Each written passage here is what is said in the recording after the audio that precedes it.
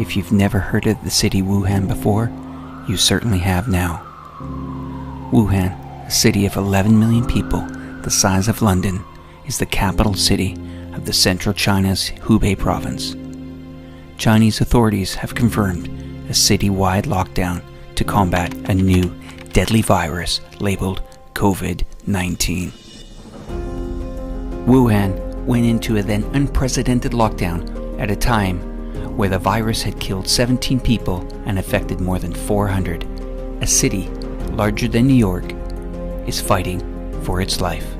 A new rapidly spreading dangerous disease, a killer virus, has hit the streets of Wuhan. Only now we know how vicious and infectious this mutating virus actually is. This was the start of the worst pandemic in a century. The human costs extracted by the world's largest known quarantine in China may never be known. The people of Wuhan sent a warning shot to the entire global civilization that COVID-19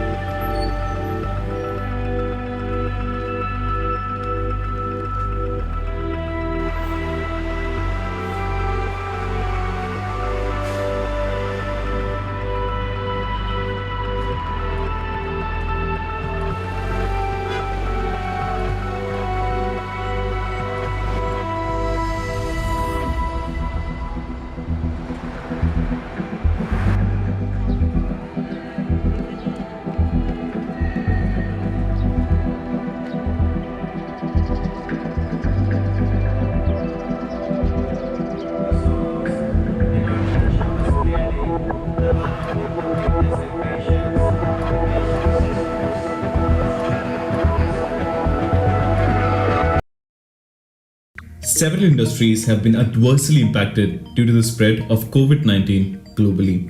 News reports are painting a dismal picture of the number of supply chains that are affected.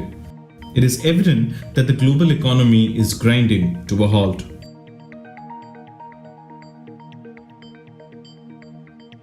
If the virus remains to be potent for a long time, analysts fear that the global economy may slip into a recession.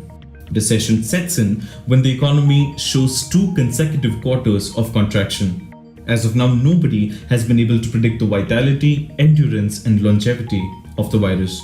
The IMF has predicted that the global GDP is estimated at 1.6 for 2020, while the figure in 2019 was 2.9%. The United Nations Conference on the Trade and Development said that the outbreak could cost the global economy up to $2 trillion this year. Recession due to the pandemic in some countries will bring down the global economic growth to clock in below 2.5%. In order to deal with the effects of COVID-19 outbreak, OPEC has proposed to curb oil output. The price of oil has fallen by about a quarter and the demand for the fuel is also expected to decline. Rabobank, a Dutch multinational banking and financial services company, has said that a global recession is certain.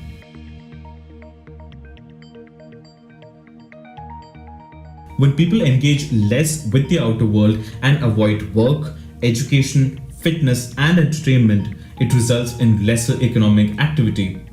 Businesses are now facing the challenge of disrupted supply of components to make their products. They have to take into account the large number of quarantined workforce and factories that are temporarily shut.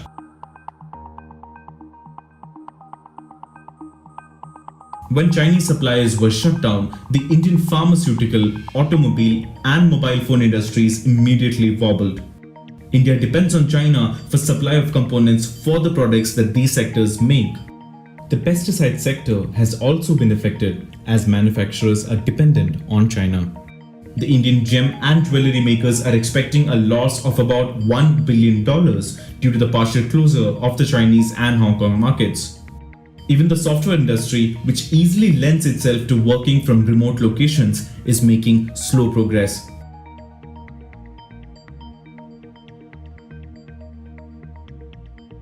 The fate of the Olympics in Tokyo is up in the air after the International Olympic Committee decided to postpone the 2020 Summer Games. The very popular Indian Premier League has been postponed. Tournaments organized by the Union of European Football Association, Formula One, various tennis association, PGA, NBA, National Collegiate Athletic Association have been suspended indefinitely. Entertainment via mass media has taken a hit. Cinema halls throughout India have been closed and the Indian movie releases too have been stopped. On the other hand, the demand for medical supplies, soaps, hand sanitizers and essentials to be stocked up at home have risen. If the current situation persists, digital shopping may see even more traction. The COVID-19 pandemic has accelerated the disruptions to the world labor market. This triggered the economic leaders to take the policy measures to address the changing nature in the world of work brought by the pandemic with the increasing evolution of technology and automation.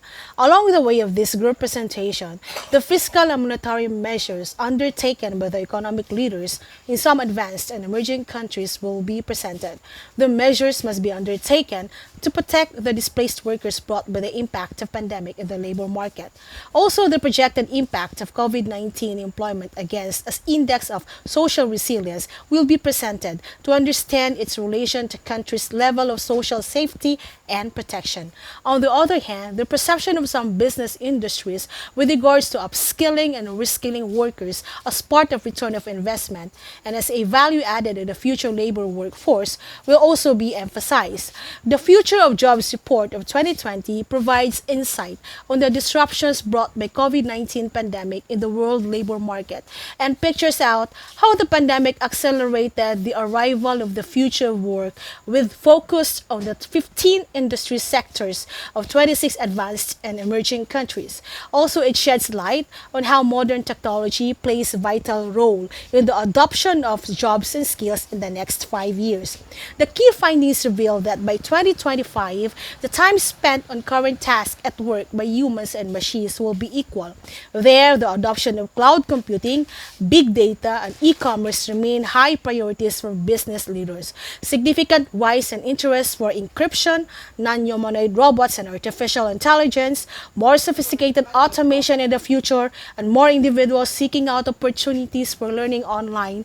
The Future Job Report calls for renewed efforts of the public sector to provide stronger support for reskilling and upskilling in collaboration with private sector to address skill gaps and aid work displacement, to ensure that such efforts by workers are rewarded with adequate job opportunities.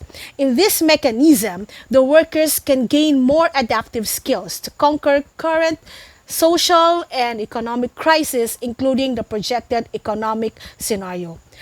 Reacting to the current social and economic crisis, countries across the globe have announced packages of emergency fiscal and monetary measures of unprecedented scope, and the pandemic has led to the temporary adoption of measures enhancing social safety nets for workers and households in a number of economies. Governments and central banks have implemented fiscal and monetary packages of unique breadth and depth to counterbalance the economic impact of the pandemic as well as to protect the workers and households. According to the recent estimates by the International Monetary Fund of 2020, close to $11 trillion has been deployed through direct fiscal impulse and liquidity measures aimed at supporting households and businesses through crisis. Figure 32 shows the fiscal measures implemented by G20 countries in 2020 are larger than those taken during and just after the global financial crisis in 2007 to 2008. However, the breadth and the scale of those public policies remain out of reach for most developing economies, which have implemented less than half the number of measures implemented in developed economies. This continues to be a concern given that many developing economies still lack well-established health systems in addition to social safety nets. That's according to report of Atlantic Council of 2020. Figure 33 shows that more than 1,000 different policy measures have been implemented in more than 200 countries since the onset of the pandemic. They vary in focus and by instrument utilized.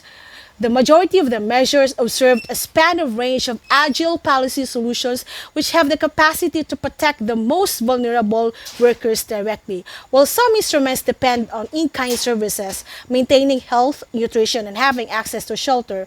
Others focus on income stability, such as the widespread use of one-off cash transfers and allowances to subsidize the household expenses, as well as a temporary extension and expansion of benefits to workers such as unemployment leave. The timeliness and adaptability of cash transfer mechanisms have made them a critical tool to be deployed in the volatile context caused by COVID-19, which is why a number of governments across the world have extended the provision and coverage of social protection schemes using this specific mechanism.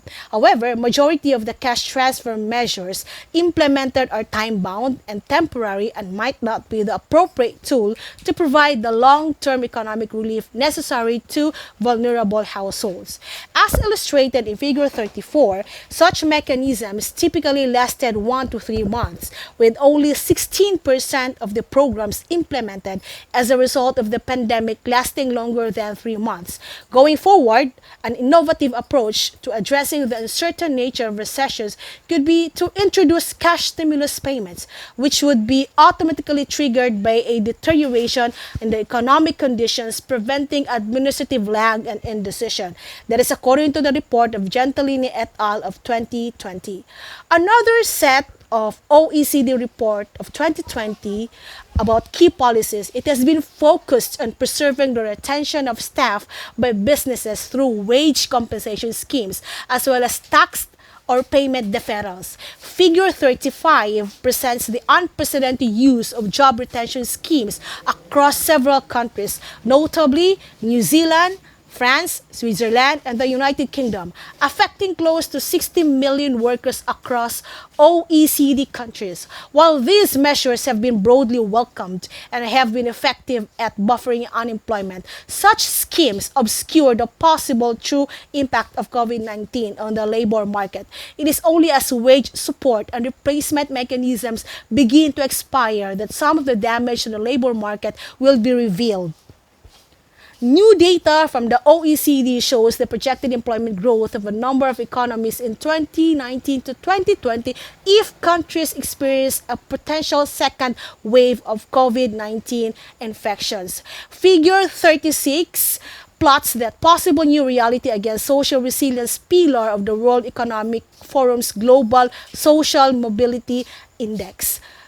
The pillar score summarizes in one measure the level of social protection available in an economy alongside the presence of inclusive institutions. Countries that score have high, well-developed social safety nets and protection, as well as high levels of public service efficiency. Countries in the bottom left quadrant of Figure 36 have low resilience scores and at the same time are projected to experience the lower economic disruption under this scenario. Countries in that quadrant include Mexico and the Republic of Korea. Those in the top right quadrant can expect to see high disruption to employment but also have a high social resilience score. They include Ireland, the United Kingdom, and Spain. Countries in the bottom right quadrant can expect to see high labor market disruption and also have a low resilience score. Those countries include Colombia, Turkey, and the United States. In summary, scenarios such as this suggest that some economies will experience a double hit scenario, relatively low coverage of social protection mechanisms in place to protect workers heavily displaced from the labor market. Finally, the necessary reskilling and upskilling demands substantial attention and broad-based systemic solutions to funding the job transitions which the current labor market context requires at an unprecedented pace and scale. As demonstrated in Figure 37, the Future of Jobs survey shows that 65% 12% of business believed they can see return on investment within a year of funding reskilling for the average employee. It remains concerning, however, that the survey also reveals that only 21% of the business report being able to make use of public funds, and merely 12% and 8% collaborate across companies and within the industries respectively. Previous estimates have shown that businesses can independently reskill some employees with positive return of investment. However, the employees who are most disrupted and with the largest need of reskilling are likely to need a larger investment. That is according to the report of the World Economic Forum of 2019. Relative to the essence of reskilling and upscaling of the disrupted workers in the future work, the next video presentation will enable you to widen your understanding on how some industries such as technical and vocational education and training, or TVET, artificial intelligence, healthcare services, and business industries in particular would be able to cope up with the changing nature of the world of work.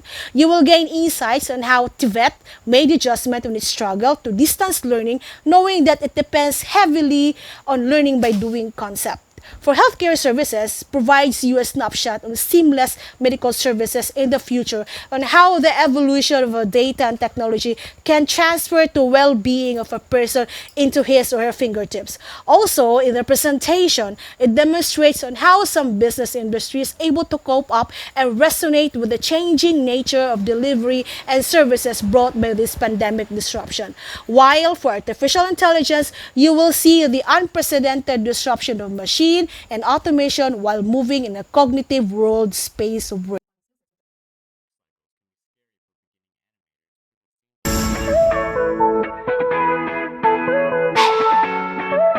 Hello everyone! I am Pedrea Yayang Nareto, sweet baker in Agusan del Sur. I do believe that cooking and baking is both physical and mental therapy. Make it simply, make it tasty.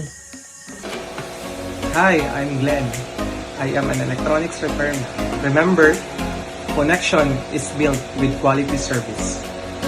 Hi, my name is Jean Zalem from BPO industry and online selling business.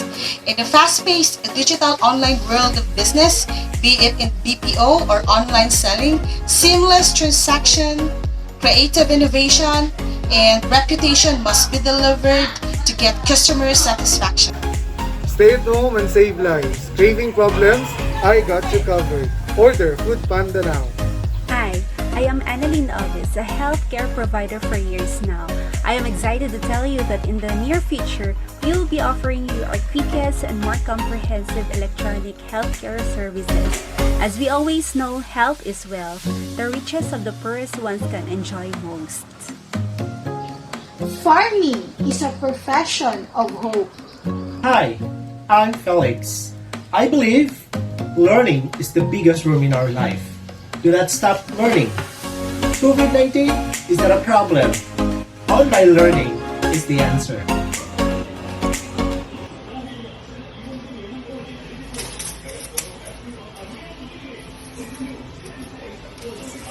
Ako si J. Emerson Kiao, isang karpintero.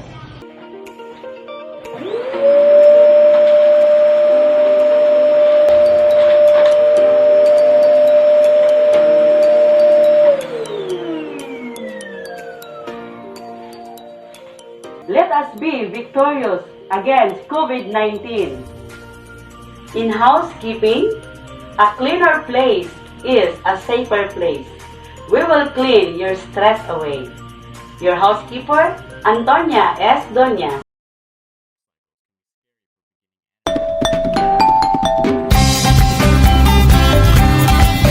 Everyone, we will teach you how to dance.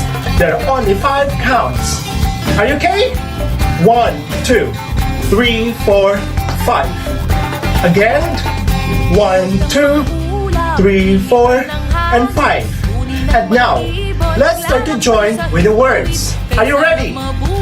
Upscaling, rescaling, complet. Final. Upscaling, rescaling, complet. And now, I want everybody to join me. Okay? You just feel